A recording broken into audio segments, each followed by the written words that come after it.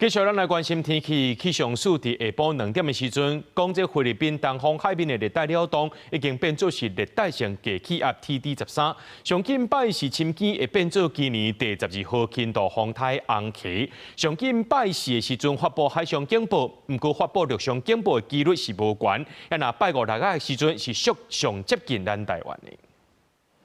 受到太平洋高壓的影響，台灣的天頂即馬要真清氣，無啥物雲。不過氣象署擺3指出，菲律賓東邊海面的熱帶擾動，在下晡2點已經變作熱帶性低氣壓 TD13。氣象署預估上近禮拜是深夜，熱帶性低氣壓可能會變作輕度的風颱紅旗，拍算會發布海上警報。不過發布陸上警報的可能性無懸。在台灣大概鵝鑾鼻東南東方的1500公里的海面上，有一個熱帶性低氣壓，它穩定往西北西朝呂宋島以北到巴士海峽這一帶移動。所以整體對流的發展之下，它有機會慢慢增強到輕度颱風的強度。週5、週6這2天會通過巴士海峽，並進入東沙島以北到台灣海峽南部這一帶的海面。氣象署表示，擺是進前要是稍熱的好天，過到了後會落西北風。這個熱帶性低氣壓也是風颱，在擺5、擺6我台灣上近，對咱的影響較大，各地落雨的幾率真懸，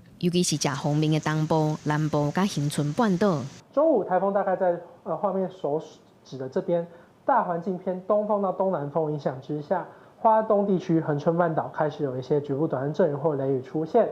週6這天相對而言是降雨最多的時候，迎風面的花東、恆春半島有局部大雨或豪雨發生。氣象署表示，到禮拜，這個熱帶性低氣壓也是風颱，就會對中國去啊。不過這2天，要閣繼續觀察風颱的發展，包括結構的變化、強度的發展、行的速度甲方向，攏會影響到路線甲時程。氣象署也提醒民眾，要隨時注意風颱的資訊。記者郭玉記、謝桂玲台北報道。